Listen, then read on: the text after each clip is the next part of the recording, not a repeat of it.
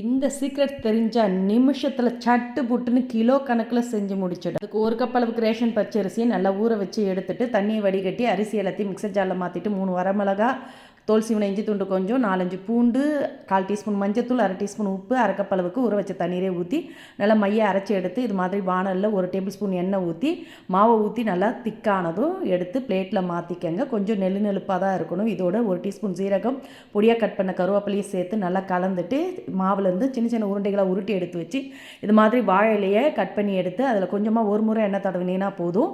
உருண்டி எடுத்து வச்சு அது மேலேயும் வாழை இலையை கவர் பண்ணி இது மாதிரி மத்தால் ப்ரெஸ் பண்ணி விட்டு எடுத்திங்கன்னா நல்லா மெலிசாக கிடைக்கும். அதை அப்படியே சுருளாக ரோல் பண்ணி எடுத்து எண்ணெயில் போட்டு பொரிச்சு எடுத்துக்கோங்க. எல்லாத்தையுமே இதே மாதிரி செஞ்சு எடுத்து வச்சுட்டிங்கன்னா எண்ணெயில் பொரிச்சு எடுக்க ஈஸியாக இருக்கும். எண்ணெயில் மொத்தமாக சேர்த்துறாமல் ஒரு 2-3 பேட்சாக பொரிச்சு எடுத்துக்கோங்க. எண்ணெயிலேருந்து சலசலப்பு அடங்கந்தும் வடிகட்டி எடுத்து பிளேட்டில் மாற்றிக்கங்க. இதை நீங்கள் அதிக அளவில் செஞ்சு வச்சுட்டிங்கன்னா போதும். ஒரு வாரத்துக்கு ஸ்நாக்ஸ் பிரச்சனையே இருக்காதுங்க. எந்த கடையிலும் கிடைக்காது. இந்த மாதிரி டிஃப்ரெண்ட்டாக செஞ்சு வைங்க.